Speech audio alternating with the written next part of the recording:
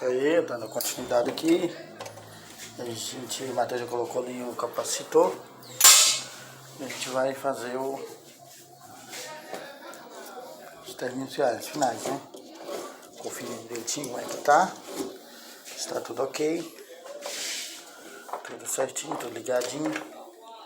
Como a gente falou. Vou ligar a luz aqui para clarear mais um pouco.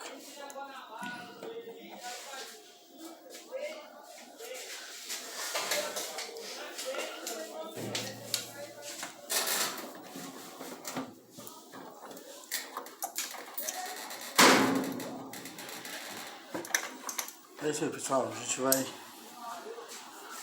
fazer o teste aqui e a gente mostra pra vocês como vai ficar. Então, aí lembrando que aqui nós fizemos a limpeza aqui, né, olha lá, ó.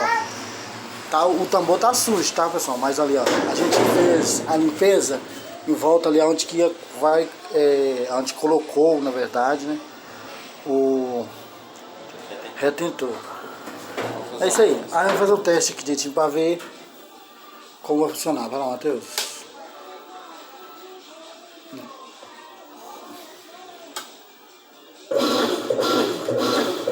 Tudo funcionando. Ó. Tudo funcionando certinho. Só um minutinho. Deixa eu ver se eu consigo. Olha lá, ó.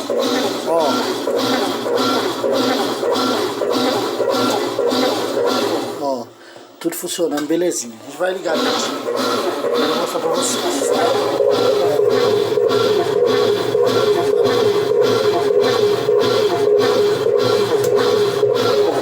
E é importante, pessoal. A máquina tem muito tempo trabalhada? Tem.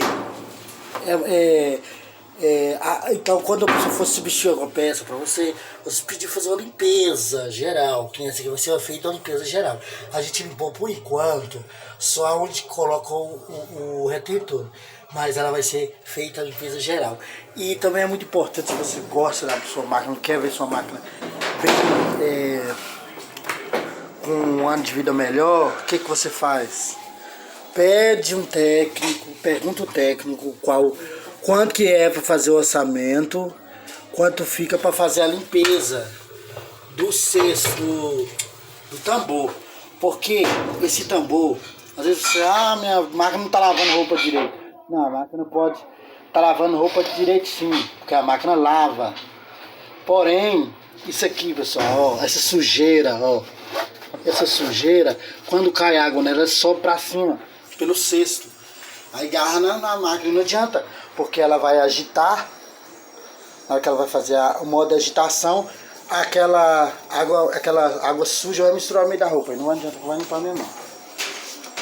Eu vou dar uma pausa no vídeo aqui, porque a gente vai fazer a montagem direitinho.